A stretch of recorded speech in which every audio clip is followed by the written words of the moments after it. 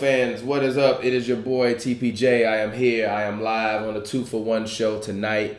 We have another night of action-packed NBA recap coming at you. This will be a short, thing because I wanna rest up a little bit tonight. Been a little, under the weather. But obviously, the newest episode of Hoops and Brews is out right now. It is currently on the channel. Make sure you go right now and you check it out. If you're watching this, bookmark it, open it up in a new tab. But anyways, welcome to the 2-for-1 show. It's your boy TPJ. You can find me on Twitter, Instagram at RealTPJ. That's ReelTPJ. It's a film joke. If you don't get it, you dummy. And on the 2-for-1 nightly NBA recap show, it's the hottest NBA recap show in the whole world. I bring through the hottest guests, the most bombest guests, the coolest people in the world. Come to the 2-for-1 show to talk NBA, to talk culture, to talk what's going on. First off, I just want to say, man, I feel like I'm obligated to say this, because it's a lot of you little motherfuckers out there, and I said it exactly how I meant it. It's a lot of you little motherfuckers out there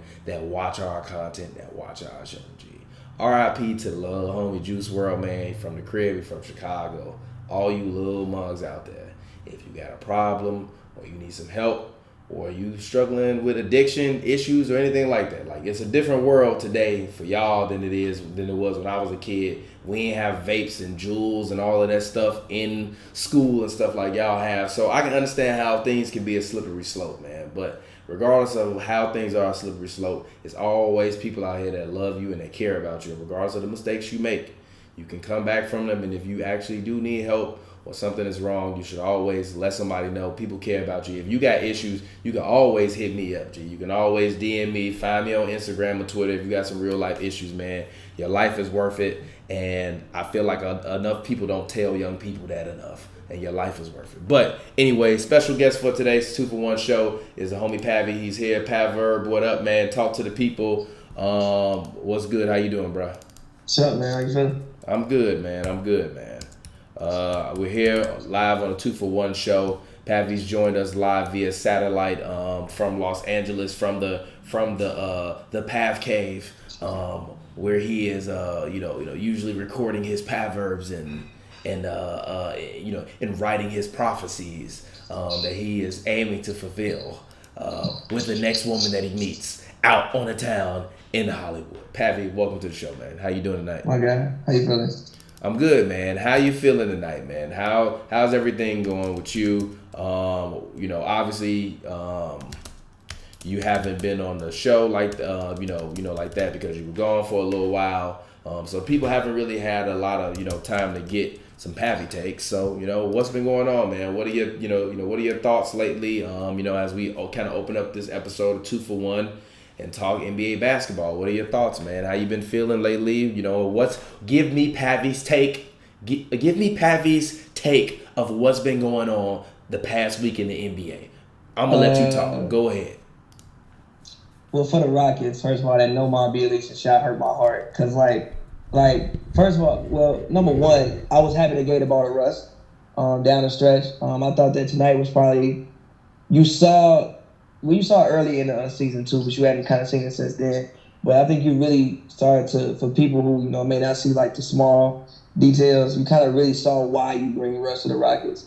Obviously CP3 is probably is a smarter basketball mind, but it's just certain things that Russ does that CP3 just physically can't do. Like when they would double up hard and then Russ would get the ball and fly to the hole within 2 seconds. Or even on that last drive when he took it up court and within 6 seconds went from baseline to baseline at the rim, laying the ball above, but he had just certain small things like that he can't do. Also hit a very clutch three. He also hit a very clutch three, which he has not been shooting well. Which even when he took the three, I was like, no. But then when it went in, I was like, okay. I wasn't like it was in rhythm and Russ is a guy where he doesn't shoot well, but in moments where if the game is in balance, I actually would trust a Russ 3 more than I would a Harden 3 sometimes. Really? Just because Russ doesn't care. Mm-hmm. Russ doesn't care, which is it works out well for him, and it also works out bad for him. Even remember with Game 6 in Utah when PG was tweaking. Yeah. And Russ was out there, he jacked up 44 shots, but he had to do that, score 44 points. Yeah. Russ just doesn't care. He's very, very relentless. So even though they lost, I still thought that I saw some things that were encouraging. For one, I really want to see this Rockets team when everybody gets back and everybody is healthy. Like, you really haven't seen it. And also, I didn't notice, but Russ didn't work out all summer. It's the first summer Russ didn't work out all summer. He had knee surgery in the summer. Because at the first time Russ actually really worked out was the first day of training camp. Yeah. So I'm sure Russ is getting back, getting used to things. Also, I want to see when Eric Gordon get back. I want to see when Austin Rivers gets back. It's unfortunate that they lost, especially the way that they did. Especially with, PJ Tucker. I think he had like a career high rebounds, like 19 rebounds, something like that. Yeah. For him to make that defensive mistake on the last play and they lose that way is unfortunate. But whatever. The Kings look good. They look better. I don't know. I don't know if I would classify that as good. They look a lot better. Nah, man. I mean, for them to be doing what they're doing without, I think, 2 out of their 3 best players, I would say. Okay. Bagley and De'Aaron Fox. I think that's impressive, and you got to give Luke Walton some credit for that and for being able to coach around, those losses, because those are big losses, especially with the way it started out. I think it started out with 0-5. I think it was 0-4, 0-5. 0-6, I believe. Okay, yeah. So for them to be 11 and 13. But even still, for them to rebound off of that, it's honorable. I'm not going to sit up here and act like Luke Walton deserves Coach of the Year, nothing like that. He still is a trash coach. They shouldn't have started off. They shouldn't have started off that way in the first place. But it is what it is. But I never thought Luke was a trash coach. I just thought that you saw a team last year where you just never actually got the roster that you meant to get on the court. So that was that. Again, the Rockets, the Celtics. I can't say I watched many Celtics games when they come on early in the East, and when they play, I'm probably either watching the Rockets or now the Clippers on the road trip, so I'm watching them. But I know Gordon Hayward came back today. Yeah. They at first I said I think that they need to get a center, but I think Daniel Tice can suffice that round. I really think Daniel Tice could actually suffice for this team. He can stretch the floor. He can block a shot. He can rebound. He can at least be a presence inside, which is all I think that the Celtics really needed. Just somebody who's a presence inside, especially when you can sub in Kenner off the bench. If you do need a center who can go out there and grab you some buckets. Yeah. Also, Kenner's a good rebounder. He basically is a walking double-double. Yeah. So granted, he's not gonna go out there and block many shots, but he's a guy where when the ball goes up, he can at least get you some rebounds and be a force down low. The Sixers, Ben Simmons' shot actually doesn't look bad. I'm not one that thinks he needs to ever go out there jacking up threes, but his shot doesn't look bad. I mean, if he's wide open and he's feeling good and he's in rhythm, why not shoot it? That's that. Cleveland looks god awful. Awful. I told you that though, but I thought they would be. Well, okay, for one, I thought Garland would be better than what he's been. Colin doesn't really look like he's improved much. Tristan's having a career year at least. Jetty doesn't look like he's really improved too much. And the Cleveland looks terrible. The Lakers look. Hold on, wait. Before you move on, sorry. What are your thoughts on Cleveland and the coaching situation? I don't really. I mean, the man been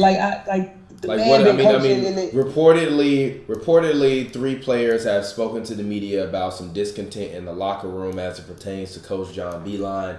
He is reportedly treating the players as if they are college level players. I'm just reporting what has been reported, and essentially, basically, Tristan Thompson himself, spoke with the reporter and basically told the reporter. If there are guys talking, he thinks that it's a problem, and he basically wants to have some conversation with anybody that has potentially been talking to the media and things of that sort. He doesn't, believe in any of that, and he was very adamant, he cursed a lot. Seemed like he was very pissed off about the news. What do you think? Tristan at this point is with the elder state, him and Kevin Love. I think more so Tristan is more so the leader of that team, more so than Kevin Love. He's the elder statesman in that locker room. He's a leftover from the championship days, and that's the approach he should have. Those things should stay in house. Yeah. We shouldn't find out about issues in a locker room from the media. Yeah, just like with about players talking to me. Yeah, just like with the Sparks situation. Am I right or wrong? I feel like that's eerily reminiscent of that same situation. Yeah, it's like you dislike this man, so you want to try to railroad him by going to the media because the media has power Yeah. and the media can like control the narrative. So I don't like that, especially talking about a guy who, for one, I mean, it's not like Cleveland has an abundance of talent on the roster. Number one, number two, I hope Jordan Clarkson wasn't one of the ones that was going to complain. Why they might get traded? Huh? Why? No, because he ain't got no reason to go to the coach and complain or go to the media and complain. A lot of those guys don't have any reason to go to anybody and complain. G, y'all been trash. G, they've been absolutely, positively hot ass garbage. They've been garbage this year. They've been absolutely garbage this year. So don't blame the coach. Y'all might need some damn type of college coaching. The way y'all playing, getting blown out by 50 every other goddamn day. I mean, shit. I mean, seriously, what more do you want from the man? He old as hell. I can't go out there and play for y'all. I agree. I'm old as hell. I can't go out there and play for y'all. What the hell y'all mad at me for? But I think that's just what's wrong with a lot of it. This is what I said is wrong with the Bulls. This is what I think is wrong with a lot of the NBA in general. It's all AAU's fault, right? Exactly. Not all of it, but like a lot of it is. I was joking, but I mean, I knew you were gonna. I knew you were gonna take the bait because I knew you were gonna take the bait. But I was joking. But yes. I mean, like a lot of it, but it is. I mean, you got kids for one with social media and things like that. They've been hyped up athletes since they were like 13 years old on the internet. Have followers, have fan bases. Probably never actually got coached before because you can't really. I mean, you can't really coach them. For the most part, they go to college. Let's say somebody does something wrong, you sit them down. The person who got him there, now you might not get no recruits. Yeah, but you told me guys like Jetty and all these guys were gonna be good though. I thought they would be better.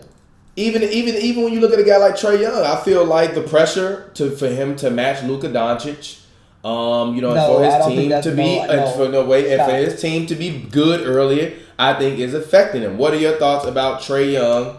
Talking about Luka Doncic and how he doesn't want to be compared, to Luka Doncic, and also what are your thoughts about his reported, blow up in the locker room, as he was, basically complaining about the lack of talent that he had on the team. I mean, this is a guy, and I'm gonna just say this for me personally.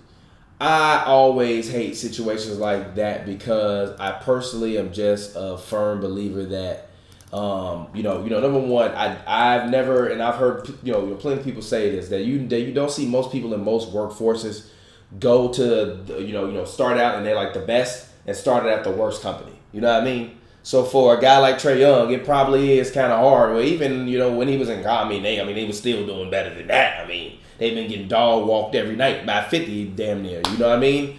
Do you think that, for them it's a coaching situation, or do you think it's just an organizational thing that they'll just have to, deal with over time? And, that's your guy. I mean, even look, the premises of the Luka Trae Young trade was the one thing that no one player was going to fix this situation. Basically, like you looked at Dallas, you're like, okay, we can plug in one player and we can accelerate our timeline because we have things in motion. We have a plan. We just need one guy we can build around and we can turn around pretty quickly because of the assets that they had. You had expiring deals. You had some players that people would want. They turned, DJ, Wesley, all those guys. You had Dennis Smith. So you had some assets people would want. As opposed to go to Atlanta, you basically had to start from scratch. After that Coach Bud team, that that Al Horford, Paul Millsap, Jeff T, George, all that was gone. Then you basically gave it that 1 year of Schroeder, and you had to pretty much start from scratch. So no one player was going to fix this. I think out of that deal, you got what did you end up getting? Did you end up was DeAndre Hunter or was Cam Reddish the one that you got with? Either way, you got two I'm like keep two it players 1,000 off. with you. I have no idea. Either way, basically you got two players off Luke. So Trae and John Collins is suspended right now. You're dealing with a very, very young team. Also, you're dealing with a second-year coach like Lloyd Pierce, which is why I don't even give Lloyd too much. I don't really take a harsh approach with him because he was coaching a lot of young guys, bro. Like when they played Harden and the Rockets, DeAndre Hunter, who's a rookie, had to guard Harden.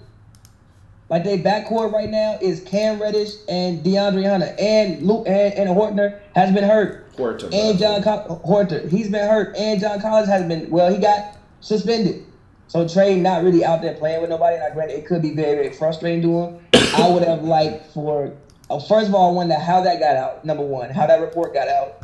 Number one. We know how it got out. We know how those things get out. Somebody close to him went to the media. That's how it is. Now, I would have liked for those things to be handled in-house. I mean, I think that what you have to realize is when you're a young player and you want a lottery team, when you go to a lottery team, these things just happen. This is something that other people have went through before. Very few high lottery picks go into a good situation. It's very, very rare. True. It almost never happens. Yeah. It never. So it's like you're not dealing with nothing that nobody else has went through. Now, I understand it can be frustrating for you. I just wish he would have handled it a better way. And obviously, I'm sure no matter what he wants to be compared to Luka, I'm sure he feels a way about it. It's like even, Luka go out here and have 28 and 8, his highlights everywhere. Trae go out here and have 25 and 8. Don't nobody talk about it. Yeah, you want to know why? Because they L's. But bro, he blaming his teammates. What I just really want from Trae Young is just for him to look inward. I feel like he looking too much outward. Why are you looking that much outward? The part about becoming great and the thing about greatness is that it doesn't happen overnight. And even if you don't happen to be blessed to be in a situation that is an ideal situation, you have to make the best of that situation. He's not gonna be there forever. He don't have to be there forever. With the modern day CBA, you don't have to be stuck in a place like that forever. So if you really do feel like you're in that situation, you take your lumps and you learn your lessons, and then when it's time for you to make your decisions and go where you want to go, that's when you exercise that right and that power. I feel like right now he's doing what a young guy what you would expect from a young guy to do, and that's acting maturely. And I think that it's certain things that are part of the maturation process that when these guys come into pros, we just instantly expect for them to just like, turn over and be like these models of character. I'm not saying he got bad character. I'm just saying that it is a little bit selfish for that to come out. Because even if I'm your current teammates on a team with you, damn, bro, you don't even want to play with me? All right. Also the thing about Trae is Trae is a smaller guy. So it might be very taxing on his body to be asked to do some of the things that he's asked to do, even though he better get in the weight. He's young. But bro, he's not gonna be 220 pounds. Like it's just not gonna happen. That's not how his body type is. Like that's just not gonna happen. Like he could probably put on what? I think he put on like 5-10 pounds of muscle. He's not gonna be able to put on like 20-30 pounds of muscle with the way his body is and just like how small he is. So I'm sure it's taxing on him. Again, I wish he would have handled it differently. And I think this is just going back to just, I think a lot of times, especially in this era, these young kids, these athletes are so used to getting what they want. Yeah. That situations like this arise, but he's not going through anything that nobody else has went through. And again, you got a whole bunch of young guys around you, man. Like I understand nobody wants to lose. At least I'm happy that he's not okay with losing. He could come out and say nothing, be like, you know what, I'm getting paid, I'm getting my numbers. I might be an all-star. It's cool. At least I'm happy that he's not okay with losing, at the very least. Yeah, I agree. I don't like losers. That. That's why I don't like guys like Chris Paul. And right now, Trae Young is showing me a lot of heart, and I can't be mad at him for the heart that he's showing because it's what like I said, we ask for these guys to be great, but also part of it, just the maturation process. He'll be all right. I'm not worried about him or the team. That just didn't necessarily rub me the best way when I heard that story because I'm just like, damn, Trae, like it's better ways for that to be handled. And they not just losing though. Like they done had 2 50-point losses this season. Like that's a little bit. Like maybe they was losing by 10 in the games. Like even like the Warriors, right? The Warriors never really, at least for the most part, since the early season, don't really get blown out like that.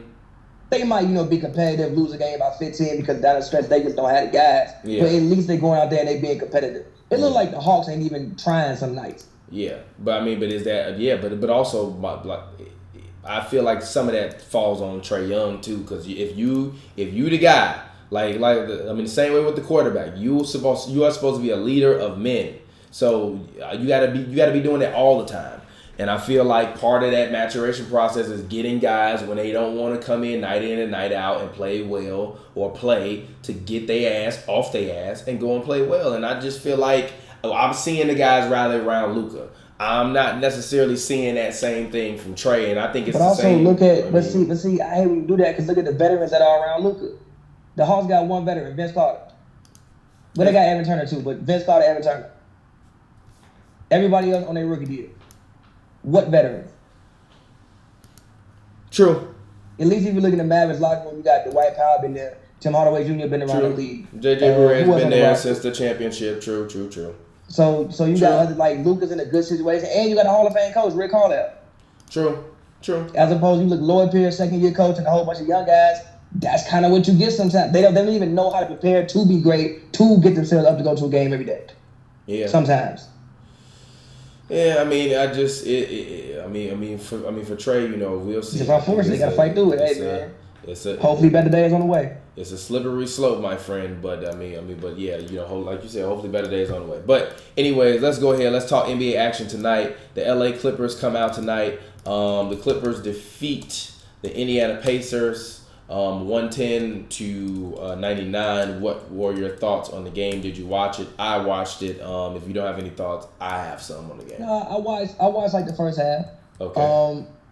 You know, they went on that late spurt, basically late in the second. It was pretty much over from there. I'm happy that they came out and they took care of business the way that you're supposed to come out and take care of business. Obviously, they haven't been winning on the road properly. Also, you know, this is the game where maybe they could have been looking forward to the next game. It's in Toronto.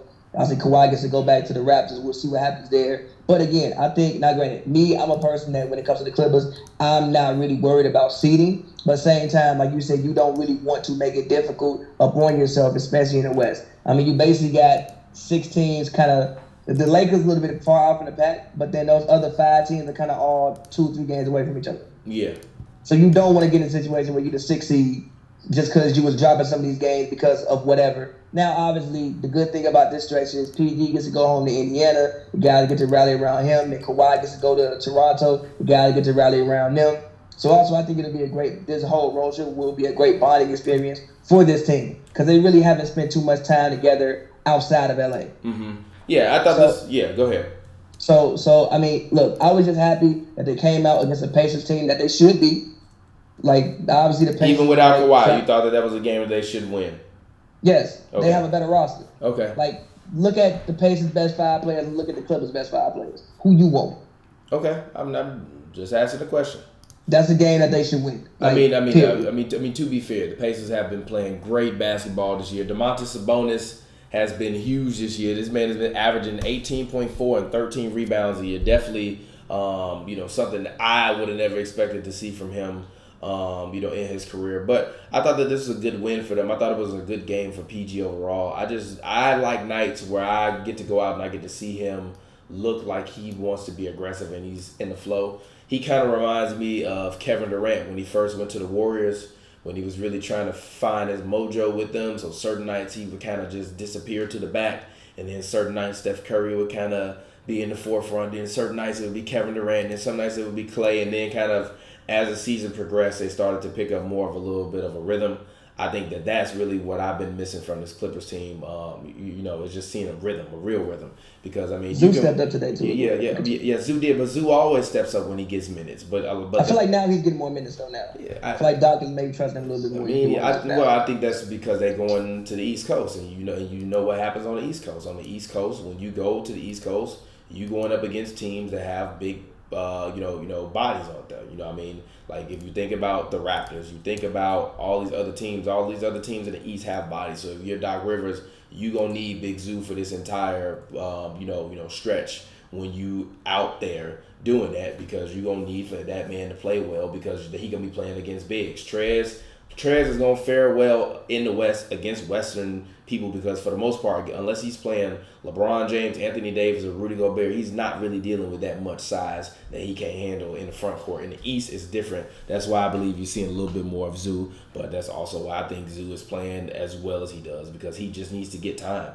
Even when I was looking at his PER yesterday, he's still top 25 in the NBA in PER.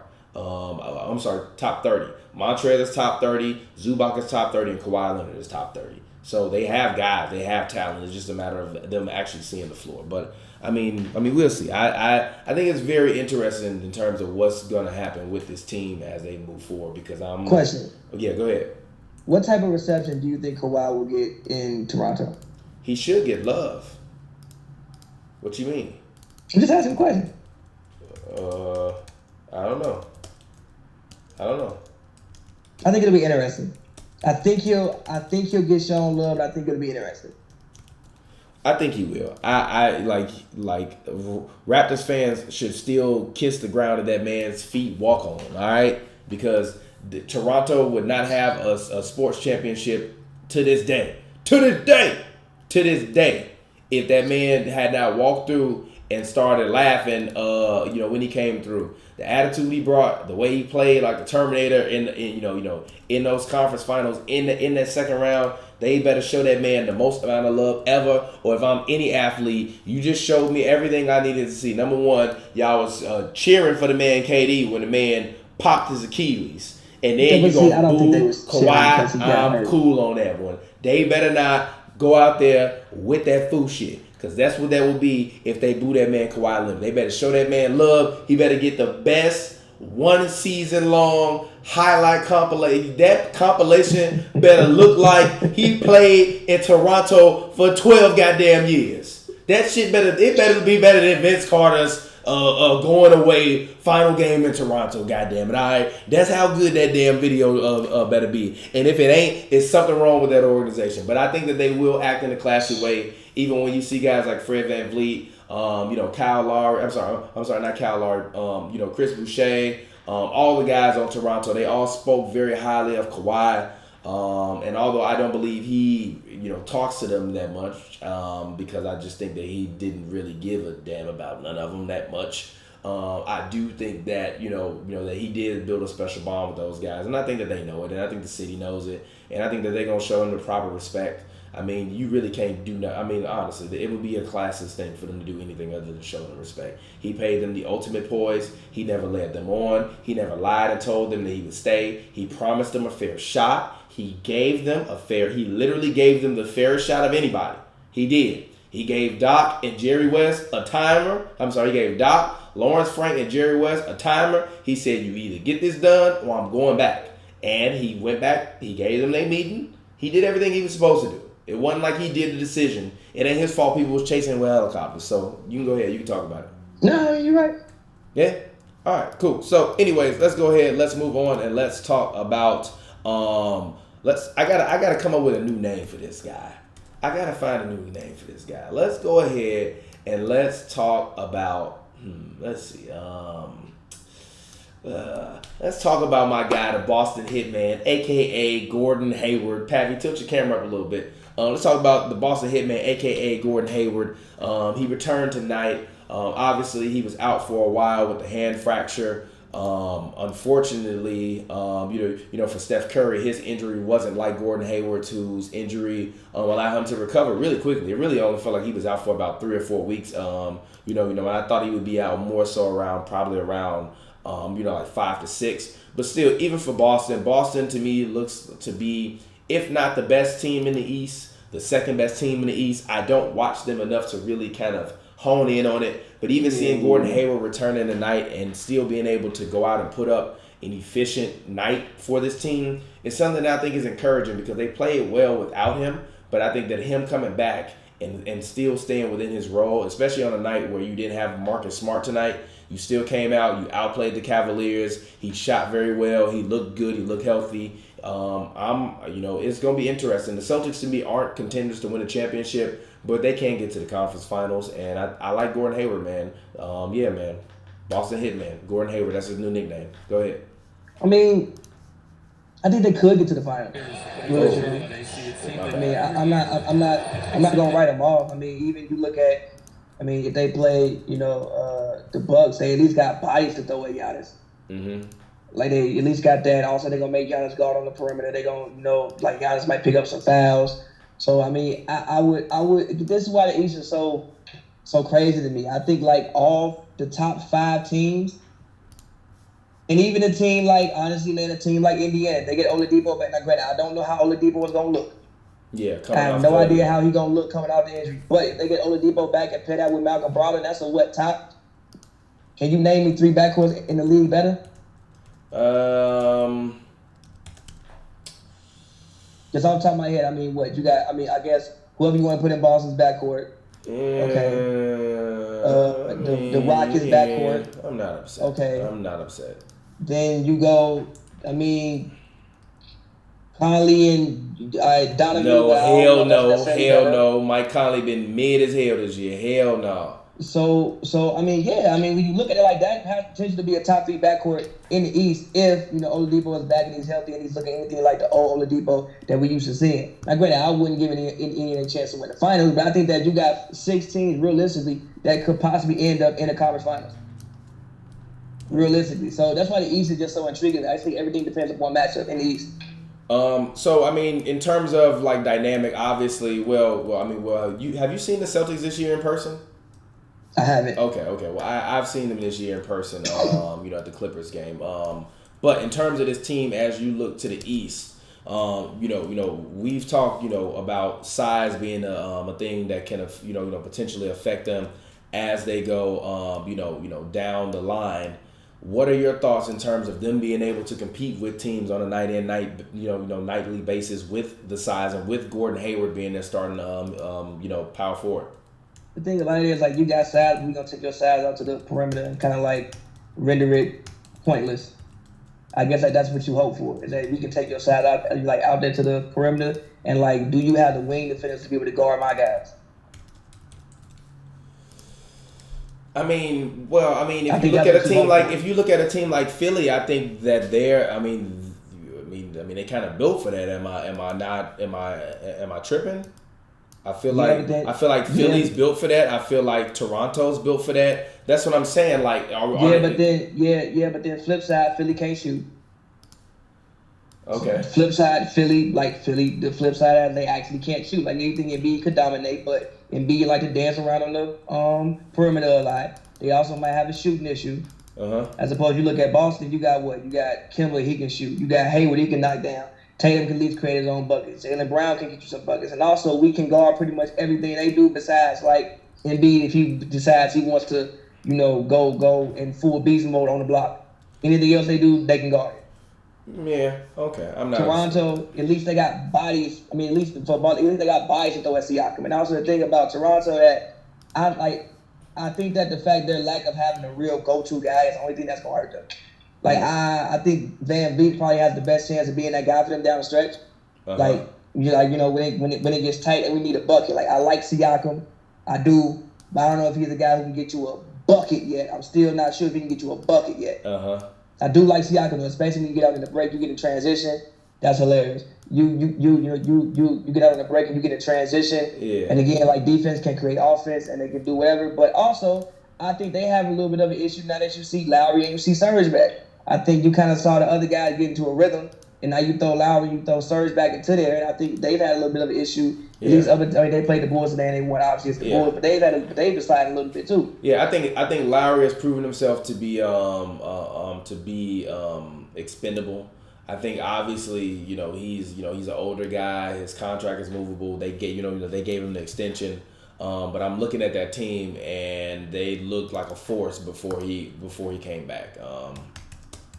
So I mean, I think he just made the backcourt smaller because you have to start him. Yeah. You're not gonna bring him off the bench, and I mean at this point, Van Vliet's not gonna come off the bench. So you just made your backcourt smaller, whereas you have basically like a 6'1" guy and somebody who's maybe 6 feet. Is Fred VanVleet 6 feet? It's a real question. Is he like taller than you? Actual question. Yes, he is. He's a real 6'1". He's a real 6'1", and Chris Paul's a real 6'1". Okay, so you got two. Like, I thought Chris Paul was gonna be a guy that was gonna be like 5'11". Chris Paul's a real 6'1". Van Vliet's a real 6'1". Those guys are not 5'9", 5'11", 5'10". They're tall as hell and they're big. Okay, they're very big. Yeah, no, yeah, he's big, but still, you got like two smaller guys. Whereas opposed, you had Norman Powell and also Terrence Davis, who was playing really, really well. I mean, like before. Now, granted, I haven't seen too many of their games since Lowry came back. But Terrence Davis was playing very well when he was out. So I think they're trying a little chemistry, and also Bruce sure his minutes obviously got to slide down because Serge is back. So I think they'll have some questions about how they can make it all fit together. But yeah, that's the only thing. So with Boston, I think the fact that they have wings, so we can pretty much guard any activity you do on the wing, and we think that we can outshoot you as well. Now, if you're gonna beat us up down low, that's one thing. Yeah. But we think we can outshoot you. Yeah, true. But all right, let's go ahead. Really quickly, just to talk about it. As we get ready and compile through, quickly some of these matchups. The Chicago Bulls lose late tonight to the Toronto Raptors. Obviously, the Bulls have been very up and down this season. They're struggling to execute late in games. We've had plenty of arguments on here about Coach Jim Boylan. I'm not going to get into that tonight. I do think Zach LaVine has been playing a little bit better, but I'm still not sold on it. Go ahead. What are your quick thoughts? I will say this. At least recently they've been competing. I can't say that. I got to give it to them. Like, before they was out there getting smoked. At least, like, you look at tonight, they lost by 1 point. Yeah. Like Boylan said, like, yo, we the wins will come, but right now it's more important that we do the right things every day. Like, granted, and look, they've been playing much, much better recently. Like, granted, they haven't been winning too many games. They've been losing some down the stretch. Obviously, you had to play 2 nights ago with Zach LaVine, called off the screen, chucked up to bullshit at the end of the game. Yeah. But at least they've been competing. It's not like they're going out here getting blown up by 30. They not the Cavs. Yeah. When they walk on the court and you play the Bulls, at least recently they've been competing. Yeah. So I do want to say that. Now, granted, they ain't been winning too many games. They still a young team. Obviously, with young teams, those small things down the stretch sometimes, like making a bad pass, not getting back, some small things like that, or making the wrong read, those things have huge effects on you winning games. But at least they're going out there and competing every night. So I can't be mad at that. Yeah, I'm not upset at that either. I mean, they are competing, which is the only kind of, the only bright spot about it. But there's still nothing to write home to mom and dad about. But let's go ahead. Let's move on. Let's hop into this next matchup. Let's spend about 3 minutes talking about this. The Kings had the buzzer beater over the Houston Rockets. That was a great game to watch. Late game, contest. Harden, Rush showed up big. Bielitsa hit the 3, which I actually thought was a very daring play for Luke Walton to draw up for Bielitsa. I don't think that was the play. I feel like he was the third option. Huh? I feel like he was the third option. But I feel like he was supposed to play a little bit closer to the 3-point line. He just caught it too far and was like, fuck it, I'm just going to shoot it and shot it. I agree. But I wish Houston would stop switching so much. Mm-hmm. I don't feel like they need to switch as much as they switch. I think they switch unnecessarily sometimes, and it kind of like messes them up a little bit. I don't think they need to switch that much. Even on that last play, like what really happened was PJ got messed up on the switch, and oh shit, I got to go with Bielitsa. I forgot that. Or like I went the wrong way, and then he put it up for 3 and game over. Yeah. But again, I think even you never like to lose, but I did see some encouraging things today from Russ and from the way he fits in the lineup going forward. Especially looking at the fact that one, they didn't have Austin Rivers, so they were missing one of their straight line drivers. Mm-hmm. Like what you saw, they would double up on Harden, and they basically got to pass around the perimeter because can't nobody else put the ball on the floor and really go make a play. Yeah. At least Austin Rivers being a point guard can put the ball on the floor and make a play for, if not himself, somebody else. What you saw is when they double up on Harden and Russ wasn't out there, can't nobody else go make a play. Yeah. Also, EG wasn't there. So you saw some things where, you know what, when those 2 guys get back and they got a full roster, it can be encouraging. I wish they would have won the game. Yeah. But still. And then for the Kings, I think you just got to be impressed. Like, they're still winning games without 2 of their 3 best players. Yeah. Against a quality Rockets team. Like, I don't care what you say about the Rockets, it's a quality basketball team. I'm still not giving up hope. I still think they have conference finals, possibly finals aspirations. Who knows if they'll get there? But regardless, it's a quality basketball team. They came out in Houston and got a win. Yeah, I mean, Buddy Hield hit a big 3 late. And I want Jimmy to look me in my eyes now and tell me Bryn Forbes is on the same level of Buddy Hield. He's not. Just look at the Spurs this year. It's not what's happening, Chief. But Buddy Hield, shout out go ahead. Rashad Holmes has, like, at first I was kind of questioning, but not really questioning, but I was like, damn, they let Willie Cauley-Stein go. But Rashad Holmes has stepped up to the plate. He's been playing great this year. I thought Dwayne Dedmon would have ended up starting. That ain't what happened. Rashad Holmes took over that job, and he's been great. He's kind of reminds me of like Nerlens Noel, which isn't a bad thing at all. Yeah, I'm not mad at that. But a more offensively gifted Nerlens Noel. That's why Nerlens is more defensively gifted than offensively gifted. Yeah, I agree. But anyways, let's go ahead. Let's hop into the next one. Man, y'all call me crazy, but you can call me crazy. DRose for All-Star. Derrick Rose tonight hit a buzzer beater over the New Orleans Pelicans. I am on the train.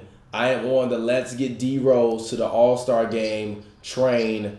Who's on here? Who's on board with me, Pavy? The Are you issue on is board? that- Are you on board with getting Derrick Rose to the NBA All-Star game this year? I'm always on board with getting DRose to the All-Star game, but the issue is, one, how many games is he going to play, and two, how good are the Pistons going to be? Because if D-Rose gets to the All-Star game, I would assume Blake or Drummond has to get to the All-Star game. You're not getting 2 All-Stars from the HCEG. I don't care about Blake or Drummond. Get D-Rose to the All-Star game. D-Rose has played in 18 of the 26 games that they've had this season. Like, bro, I know you don't care, but Drummond's averaging 17 and 17. 17 and 17 with 2 blocks and 2 steals. So if D-Rose gets to the All-Star game, Drummond better be in the All-Star game. Yeah, I'm not upset at that. They're gonna get 1 All-Star, and if they get one, it's going to Drummond. But shout out D-Rose, he's having a great year. He mixed Drew Holiday. Sent that man, had that man in a whole nother galaxy. He was turned all the way around. He didn't even know which way he was going. Mixed Drew Holiday, but I do think he should be in contention for 6th man of the year. Again, it's just dope to see D-Rose back hooping like he was last year. Consistently hooping, recovering off off all his injuries, and doing it in the Midwest. I'm sure he feels more at home. Detroit is right up the street. I'm pretty sure everybody from Chicago probably been to Detroit at least once, and vice versa. I've actually never been in Detroit City. I've only been to Auburn Hills. Good enough, G. You've been in the area. Okay. There's no need to go to the Detroit City, G. Half of Detroit never to Detroit City before. No need to go. I've been in Detroit mad times. I've been to the actual Detroit like 3. I've been to the Detroit area mad times though. Mad times. Detroit 3 to 5. That's illegal. The area 20. All right, but anyways, moving on. Suns beat the T-Wolves tonight. Oh, real quick. Lonzo got benched. How do you feel? Who? Lonzo got benched. Oh, yeah, hold on. Okay, 2 things. Because Cash Money Brandon asked a good question. Okay, so do you think ahead. Lonzo's injury history will cost LaMelo top 5 in the draft? LaMelo does have a foot injury now, too, as well. Did you know that? Huh? LaMelo has a foot injury, so he's been ruled out for like a month with a foot injury, and he suffered at practice. Oh, he got a bruised foot? Something. That's fine. Yeah, But shit happens. But Lonzo gets benched, and also, do you think that Lonzo's injury history will have teams looking at LaMelo and like, yo, we don't want to draft this guy? Maybe not. No, I don't think you care. I mean, you look at a lot of guys in the NBA and injury issues that they have to deal with and that they don't have to deal with. If LaMelo Ball is the best player in the draft, you put your money down on LaMelo Ball. I don't even think worrying about LeVar Ball is is an issue for teams. I think when you look at this kid's talent, injury history, whatever. So what? You told me he gonna be Penny Hardaway. You telling me some franchise in the NBA don't want Penny Hardaway even if you just get him for 6 years? But there's other guys in the draft too. You can get. Yes. So what? But what does that mean? That don't mean nothing. I'm just saying. Didn't Penny help them get to a finals appearance? When they had Shaq, yeah. I don't care. So what? So put LaMelo. put LaMelo Ball with somebody, and if you really that worried about him becoming Penny Hardaway, fine, be worried about it. But we gonna put that man out there on the floor. I think that LaMelo, for one, his whole family seems to have a history with lower extremity injuries. LiAngelo had ankle surgery. Lonzo and Drew to have what? Do you want to classify it as weak ankles? Huh? Do you want to classify Lonzo as having weak ankles? No, I think Lonzo has shitty shoes. Okay. I think he had very shitty shoes. Okay. There's Lonzo. Then LaMelo had the back thing early on. I don't think anything he's done. Like there have been no breaks, no tears.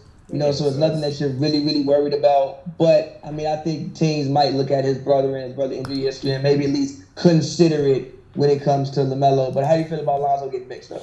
Man. I just think Zion probably getting out for the year was the worst possible thing that could happen to Lonzo. I think Lonzo has been the worst thing that happened to Lonzo. I'ma just keep it G with you. I rock with Lonzo. I rock with Big Var. But Lonzo been hot garbage this year. He has been.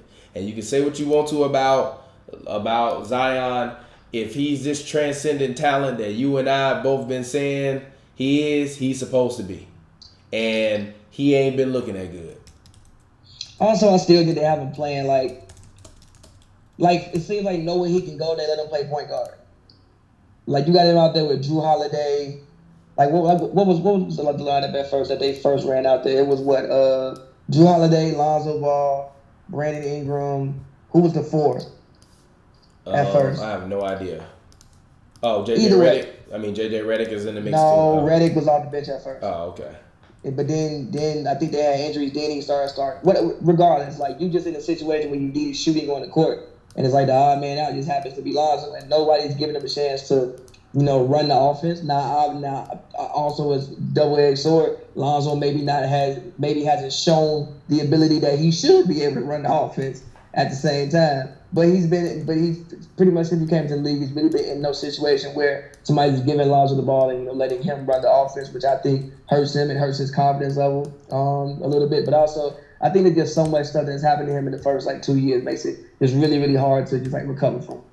I mean, I believe a lot of that is a little bit of a cop out. I mean, Lonzo has had some real life issues, but let's not act like he's really had any crazy issues other than his health.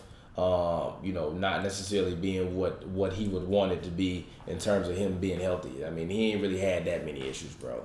Like he ain't had no real coach player issues. He ain't, you know what I mean? I think what we seeing right now is what I'm about to put on this screen, and that's what we seeing from Lonzo. Is Lonzo basically is in New Orleans right now, and he's starting to look like that SpongeBob meme where SpongeBob like, you know what?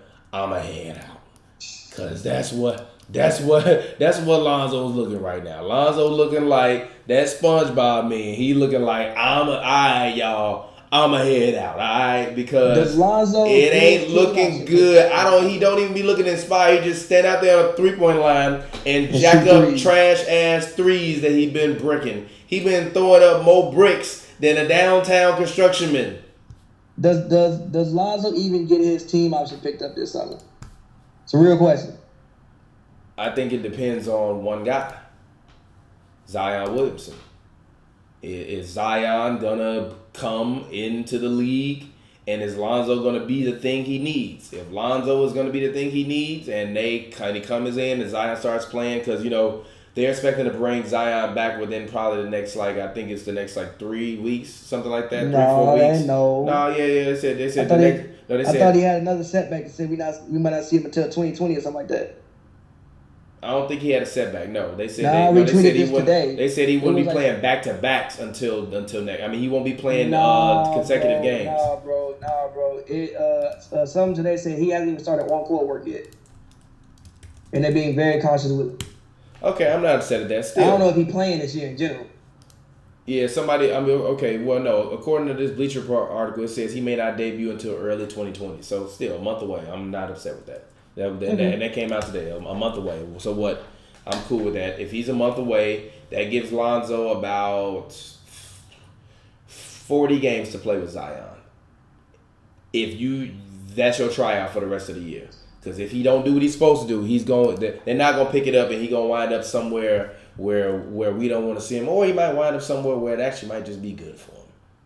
He might wind up somewhere be good. AD might, literally. AD might be like, you know what? I do want to go to the Bulls, and they don't pick up his option. Maybe Lonzo wind up in Chicago with AD or something like that. I mean, who knows? It's far fetched. But anyways, let's go ahead. Let's breeze through this. The Utah Jazz fall to the OKC Thunder. The Thunder are now in the playoff hunt. They have that 7th-8th seed. They've been teetering back and forth.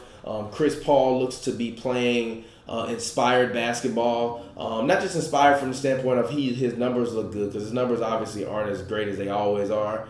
But I think that he's playing the way that he should have played in Houston. And that's what do you mean? He should have just realized that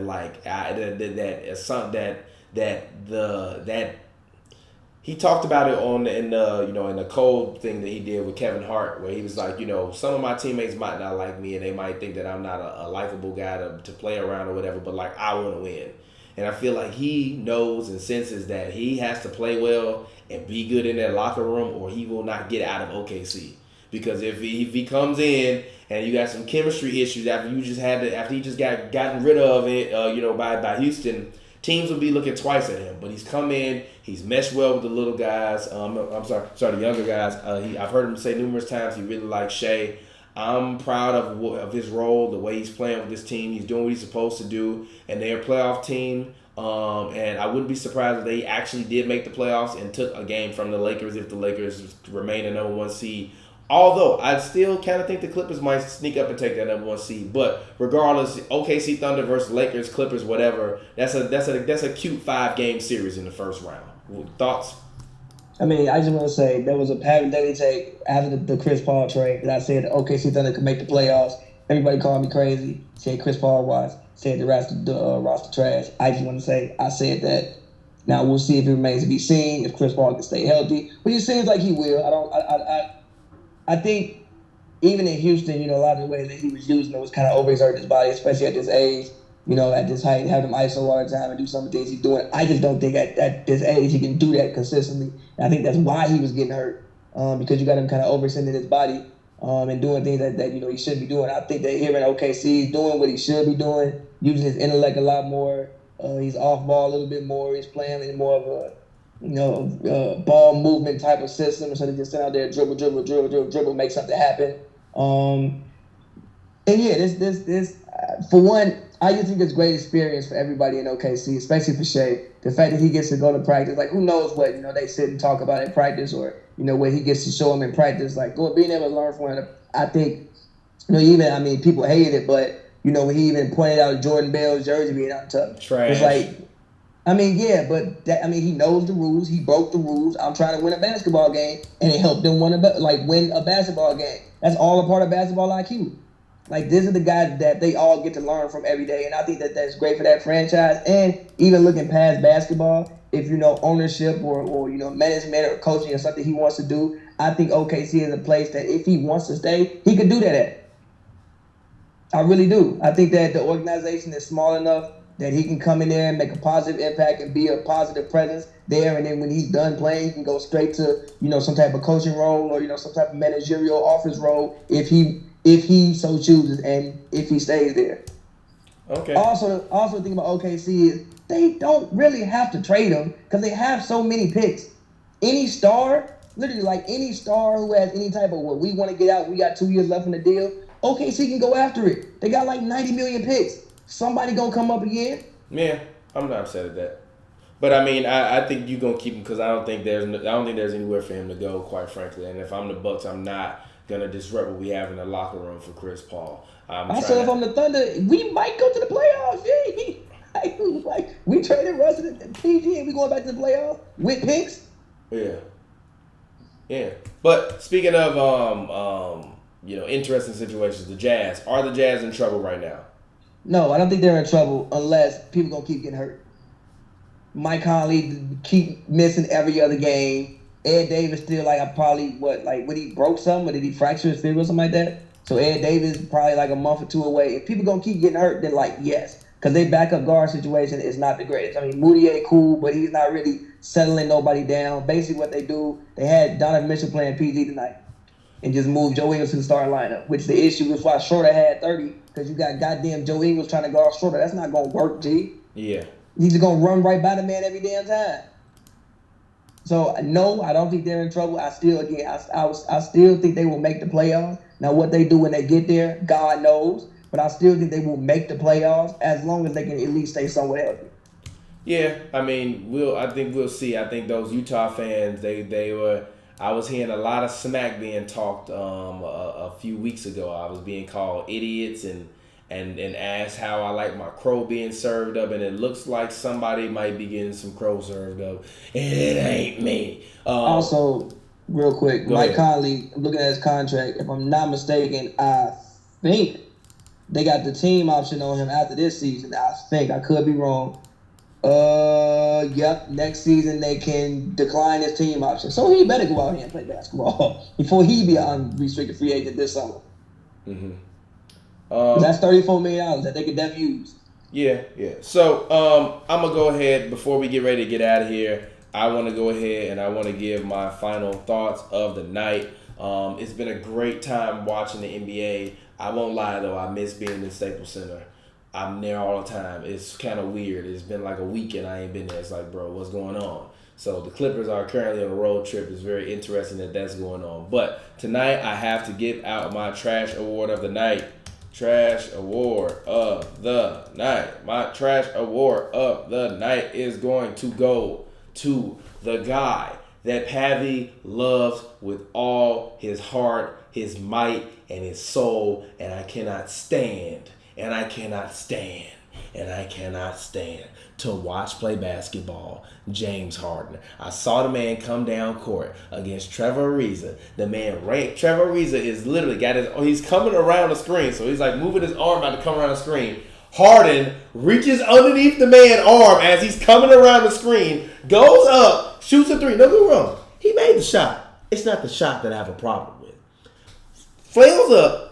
Shoots the ball, really just kind of throws it up with his right hand. He just kind of takes the left hand up to create the contact because that's what he does. He creates the contact. But he created the contact, got called for a foul. They actually took it away because they said it was on the ground. Harden, you get the Trash Award of the night because number one, the team lost, and number two is what you deserve because you're out here, you're cheating the game. But do you know why he did that though? Because I think, the play before they called like that offensive foul on him, he was shooting, and then I guess he shot the ball and hit Corey Joseph with his follow through. So basically he's coming down court knowing I'm a superstar, I'm an MVP. They're gonna give me a makeup call. You put your arm in the way. Come on, foul. Ariza knows better. He played with Harden for 5 years. I feel no sympathy. Nothing he's doing is outside of the context of the game. I feel no sympathy. I feel no sympathy. Nothing he's doing is outside of the context of the game. And he kicking people in nuts. He ain't doing nothing dirty and illegal. Everything he doing is within the context of the game. Get your hand out the way. Ariza know better. He ain't do that the rest of the game. Did he do it any play besides that play? It ain't about that. Okay then. It ain't no. Don't say okay then because Harden was catching the ball running up the court and that happened on him trying to chase a screen around as Harden was coming up the court. Stop that, man. Stop that. I guarantee you he went, bro. I guarantee you he went through other screens tonight and didn't do that. He got caught lacking. He was undisciplined. Had his hand in the cookie jar. You know you played against James Harden. That's what he does. Ariza, you played against this man every day in practice for 5 years. He got you. I feel no sympathy. Yeah, whatever. Weak. That's your king. That ain't my king. That's your king. That's weak. But anyways, before we get ready to get out of here, let's go ahead. Let's hop into the stat of the night. My stat of the night is actually surrounding the Golden State Warriors, who tonight, although I did not mention that game, they lost tonight to the Memphis Grizzlies. And it is basically continuing to add the cherry on top to what has already been a terrible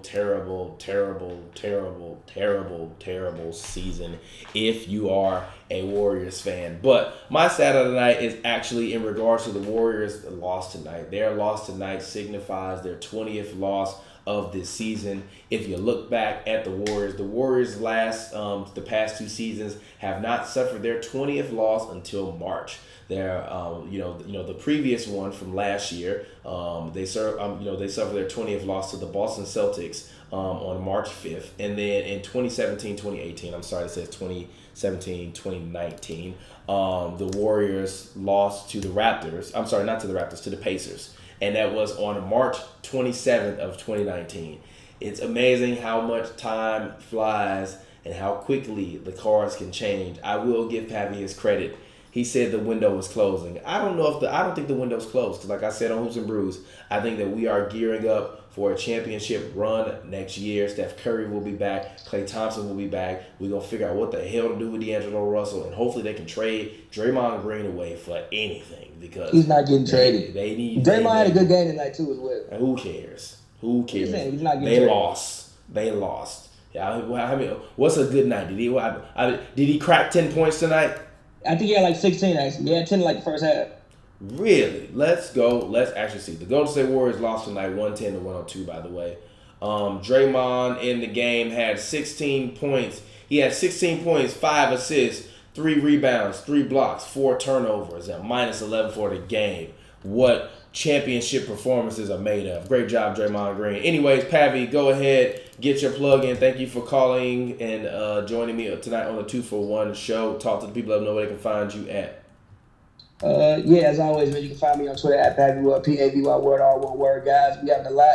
If you are in the LA area, Oh yeah, I gotta Hoops put and the Brews, flyer on there on the screen. Hoops and Brews, along with Courtside Radio, we're having a live podcast, live show on December 21st from 3 to 7 at Down and Out Bars. It's in downtown LA. So come through, chill with us one time. Come enjoy the show. You can ask us some questions in person. We will take them. And make sure you guys go check out the newest episode of Hoops and Brews. And go check out Pavers.com. Yeah, man. Make sure you do that. And also, as Pavy mentioned, I'm gonna go ahead. I'm gonna put this banner up there. I'm gonna leave the banner up there actually from when we get ready to hop off of here. So that way people can see. We are doing a live show. This is our first live show. So, do you want to be a part of history? If you want to be a part of history, I say come be a part of history because it's definitely gonna be some historic stuff going. We're gonna have hot takes as always. It's gonna be a good time, fun vibes. That's what we believe in. The guys of Courtside Radio, Good News, Radio, are good guys. They're all fun. If you're over 21, obviously come through. If you're not over 21, you probably can't get in because I'm pretty sure it's 21 and older. But we do appreciate all of the fans for just supporting us and the fact that when we first started this, I personally don't feel like I ever imagined that we would be doing live podcasts, in front of an audience or anything like that. So the fact that we've made it to this far, is kind of wild within itself. So it's pretty dope, that we can do this for the fans and that the fans have put us in a position to be able to do something like this. So thank you guys. Thank you to Pavy. I appreciate you for calling in tonight on the 2-for-1 show. Any final words, Pavy? No. All right, so before I get ready to get out of here, I'm going to go ahead. Oh, my bad. I'm going to go ahead. I'm going to switch it back to my camera.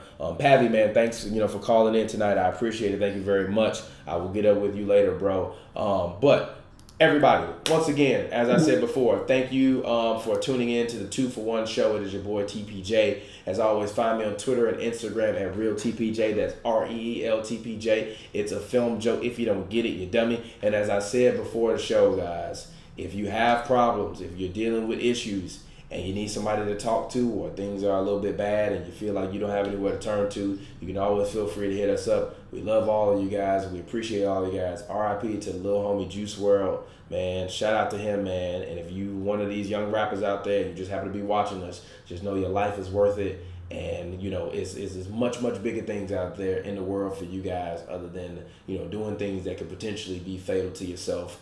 Regardless of the circumstances. It's about having you here. I appreciate all of y'all. Shout out to all of y'all. But I'm going to go ahead. I'm going to put the banner up of our live show right here. And I'm going to get ready to get out of here, man. It's been your boy TPJ. You can find me on Twitter. And thank you for tuning in to the 2-for-1 show, the hottest NBA recap show on the internet. Make sure you subscribe to the channel. Drop a like on the video and subscribe to our Patreon as well. Peace out.